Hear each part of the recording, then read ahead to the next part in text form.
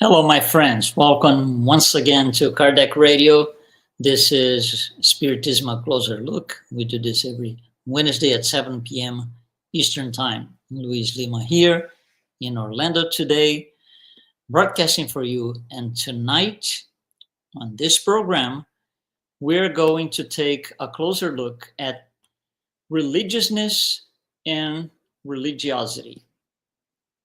They are different things, and we are going to talk about them and see how Spiritism fits in the picture.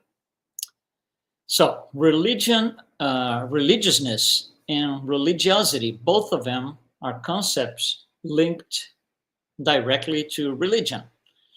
And religion itself, it's something very challenging to define. Defining religion is already a challenge in itself. And we are going to have to try to define three things: religion, religiousness, and religiosity. And then let's see how Spiritism fits in all of this. So here we go. Let's try it. First, religion. If you go to the dictionary, and I picked this from Webster's dictionary, religion is a personal sect or institutionalized system of religious attitudes, beliefs, and practices. You see, so when you say institutionalized system, there's some sort of formality in here. That's a Webster definition. But in common usage, in more common language, we could say that religion is something like this: a system of beliefs, values, and practices that connects individuals to a higher power, guiding moral conduct and offering meaning to life and existence. This is an overall definition in common language of what religion is. So you see, this is a much more comprehensive definition than the one in Webster Dictionary. It's an amplified definition. Still, if we go back to it, a system of beliefs, values, and practices. So practices, we're going to have to talk about this to understand what exactly these practices are, and that's where Spiritism comes in place.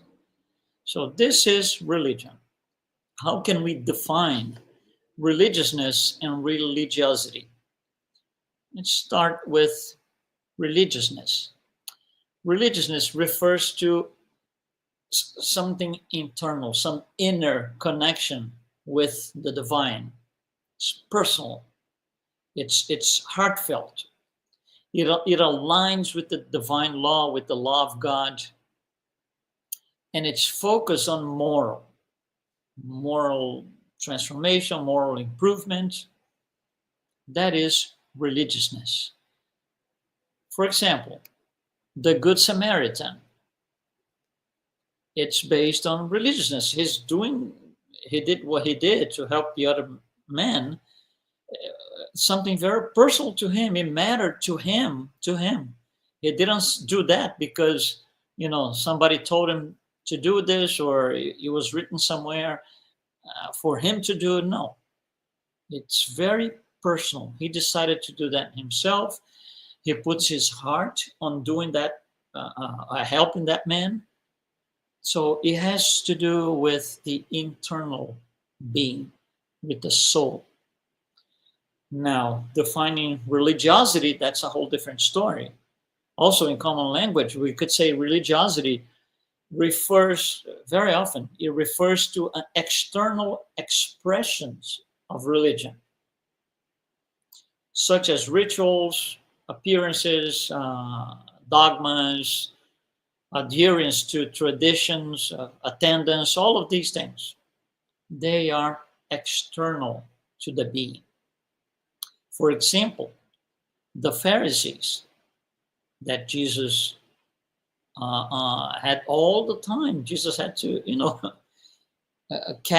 would catch them doing one thing and telling people to do the other. So they had, the Pharisees, they had religiosity. They had the rituals and so, but they didn't have religiousness.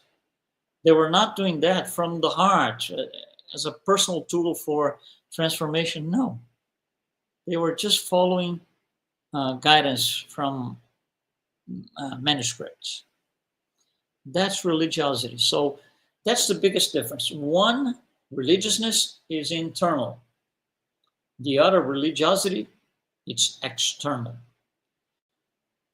Because they're not the same, they can coexist. They are not mutually exclusive. It doesn't mean that if you have one, you can't have the other. No. The two can coexist. Now, here's where Spiritism comes in place. Spiritism is not focused on religiosity. Spiritism is focused on religiousness, the inner being, the heartfelt need to help, moral transformation. So Spiritism is focused on religiousness. So what would then be a definition of religion in Spiritism? Because it's not the same as in the dictionary. It's different because it looks into religiousness. So we could say that in Spiritism, religion is the inner connection between the human being and God. And this is expressed through the practice of moral laws, the greatest of all being love and charity, as Jesus taught. So that is the definition of religion for us Spiritists.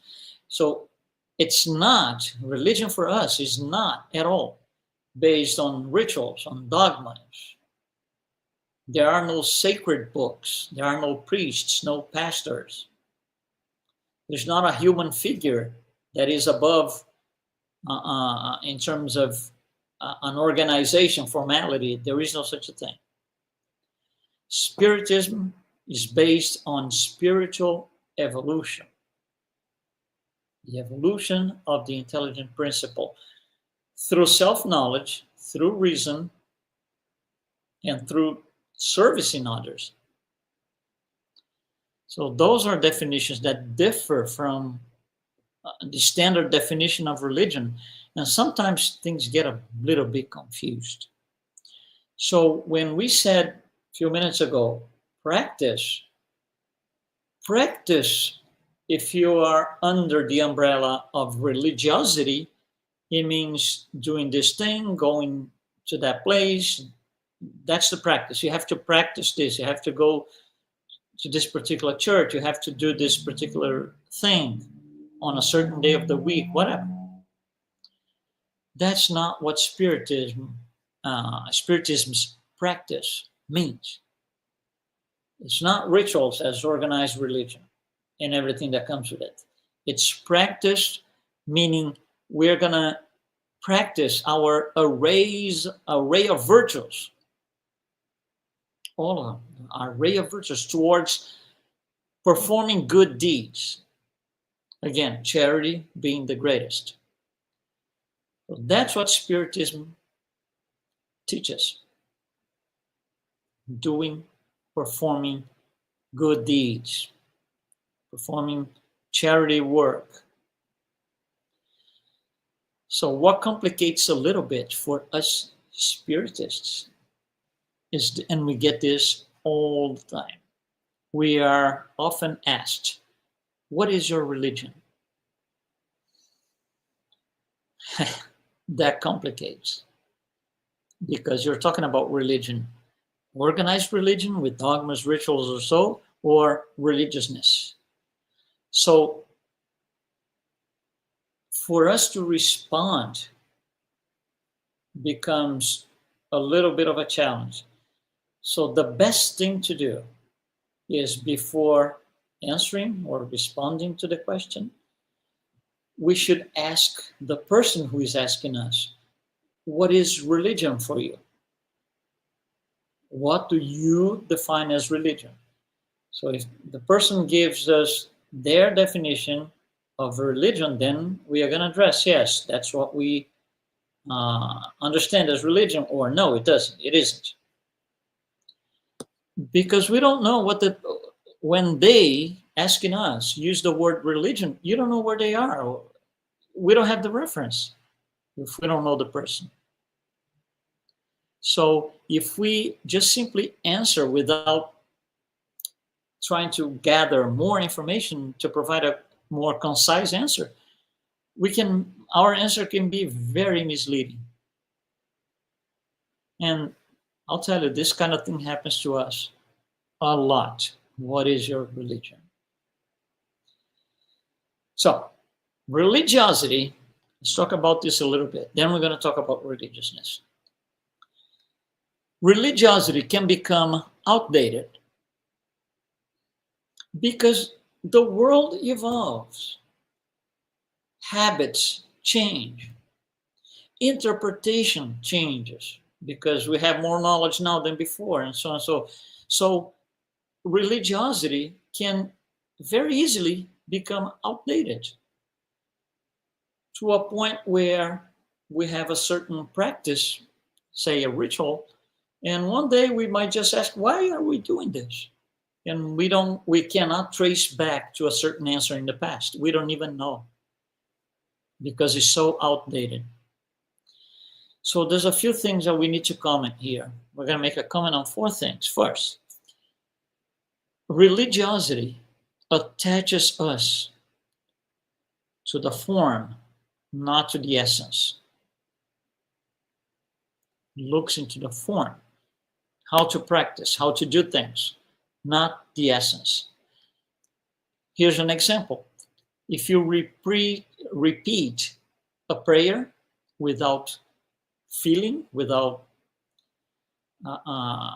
putting your heart in it, then it's not even a prayer. It's a set of words. For another one that you consider form over essence.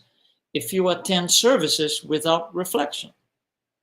So you go to hear, the religious leader talk and do, instruct us on something, and you're not even concentrated. You're thinking about something else. You're thinking about work tomorrow. You're just physically present. So that is attachment to form over essence. That's part of religiosity. Here's another one, number 2. We're going to talk about 4 of them. Number 2, a blind obedience to dogma. What is dogma? Dogma is a truth that cannot be questioned. So you listen to it, somebody tells you, this is it. We shut up and go. So rejecting, questioning, or even personal discernment, even when somebody's conscience, it's telling you ask, but you don't. So you're not opening for reflection. You're just taking the dogma as is. Blind obedience to dogma. That's part of religiosity. Here's another one, number 3, judgment and exclusion. For example, if you use religion to condemn other people instead of embracing the spirit of compassion and charity, that is judgment and exclusion. This is the way I practice. Those who don't do this, we're going to condemn them because they're wrong. They're not doing the right thing. And here's another one, resistance to progress. So when people refuse to accept, for example, scientific discoveries or moral evolutions because they challenge old interpretations, that generates a resistance to progress. So that's religiousness. That's religiosity. which again can become outdated. And when there's excessive religiosity, it gets even worse, because sometimes what happens is it creates a mask for the person to hide their moral struggles. Oh, I'm having trouble here. Yeah, okay. So I'm just going to go to church and sit there and for 30 minutes and that's it. That's not it. Another thing that can happen is excessive religiosity can become a source of pride. Like, I follow the rules. I'm the one. I'm superior. That's it. I follow the rules. I'm good. It creates the excessive religiosity creates a distraction from true self-examination, where you know go through your inventory of beliefs, your inventory of virtues and vices. So a person gets into a spiritual or moral stagnation, and this is caused by the focus is only on the appearances, not in the inner being.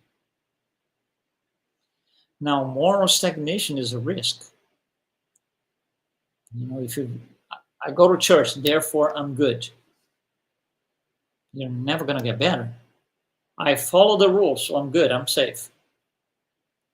So if you keep doing this all the time, a person goes into a victimization process rather than responsibility. So Spiritism teaches not this, but spiritual evolution. It's an inner journey, self-knowledge, forgiveness, humility, serving others. Spiritual evolution is incompatible with spiritual stagnation or outdated religiosity. That's why Spiritism aligns with religiousness, inner being, not religiosity, what happens outside. So let's talk about religiousness a little bit. For Spiritism, true religion doesn't necessarily have a name or a denomination. True religion is that which makes people better. Those who fulfill the law of love in its fullness. Doesn't matter the name of the religion. Several people go to, let's say, church once a week, and they also come to a Spiritist center. That's okay. They feel good when they go to church, and they feel good when they come to the center, Spiritist center. They're trying to improve. They're looking for possibilities. That's fine. So there is not an exclusivity to a denomination. Spiritism does not see it this way. Not everybody needs to be Spiritist to practice, good deeds and do the right thing. So therefore, Spiritism is not a religion in terms of rituals and dogmas and all of that. It's the other way around. It seeks personal reformation, enlightenment, taking us away from dogma and into another field, understanding, taking us away from guilt into another field, responsibility, taking us from fear into another field, love. So how do we practice religiousness? Well, different ways. Prayer, not repeating words, sincere prayer. And to do this, you don't have to be on a certain exclusive place. You don't have to do this on a certain day of the week, on a certain time of the day. You don't have to do this only sitting or only lying. There is no such a thing. It's the soul. Places, positions, lying, sitting, these are all things from the material perspective. The soul doesn't need that. The soul needs to connect to the higher realm. So practicing religiousness, prayer is one of them. Studying the gospel. Not only read through like that, but studying with the intent to apply and be better and practice. Another thing we can do, practicing, and we can start small, and it will grow into a snowball, a good snowball. Kindness, patience, humility. Why can't we be kind? Why can't we forgive?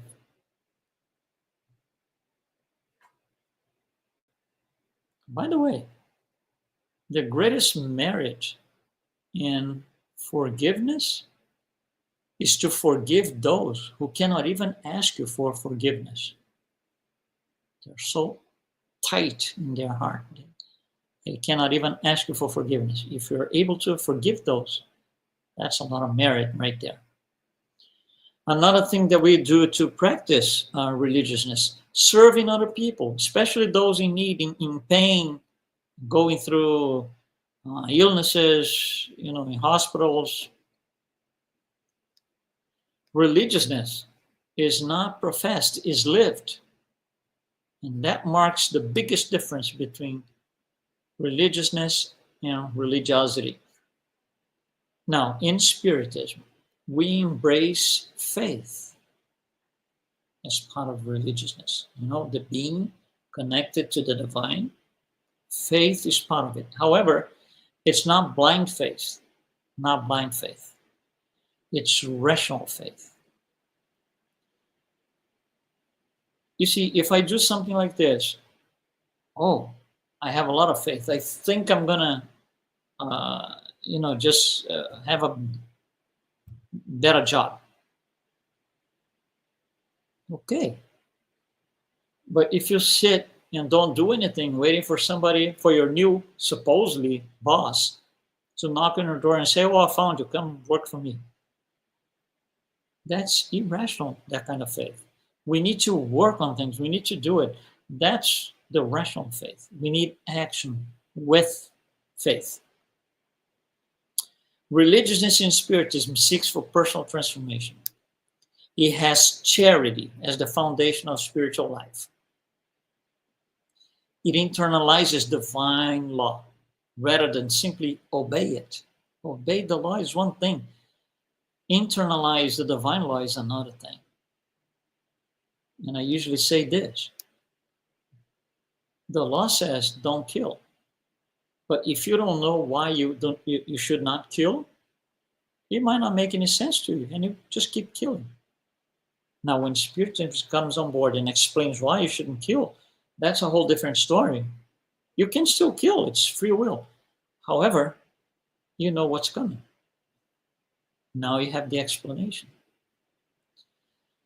Religiousness in Spiritism includes practices, but it's not rituals. It's practice forgiveness, practice charity, humility in daily life with people around us, in our work environment, in our family life, in our social life, club, whatever. So, religiosity, okay, is based on something external to the being. Religiousness looks into the soul, in being in harmony with God, with divine law, being humble, being just.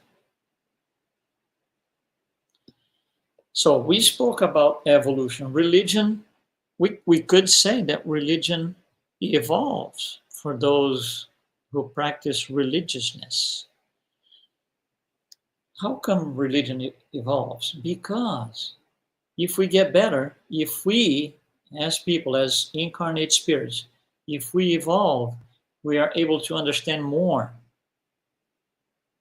So we are able, we don't build this wall in front of us and we hit the wall and there we stay. Because we don't have answers, we can't get past this, things are not explained correctly, and I'm not just getting the idea, I'm not understanding. so we hit the wall and there we stay. No. Religiousness calls for, no, we're going to build bridges. We're going to find the answers. We're going to ask questions. Spiritism does not tell us to abandon any other religion.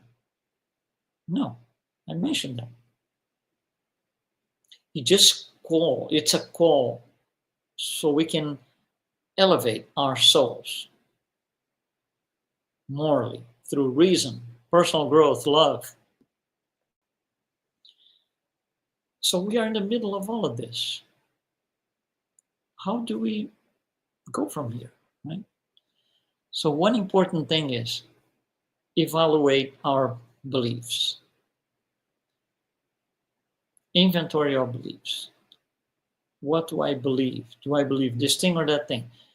So we might find elements of religiousness and elements of religiosity. Those elements of religiosity, we need to question them. Why? Why should I do this? Why not? But we should practice prioritize practice of moral actions over appearances. We can engage in spiritual study groups. Spiritist centers provide that all over, especially now with online possibilities and technology. So, we can participate and engage in these spiritual study groups. But we need to live the teachings at home, society, work. We need to be open for new understandings. That's evolution. Open to new understanding. As we grow, we will be able to understand more about life, religiousness, and all of that. So, in Spiritism, the best religion is that which makes us better people.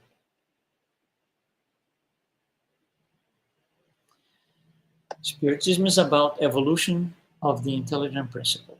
As the intelligent principle evolves, it comprehends more about life changes, including its view of religion. So, from here, we can conclude that lower order spirits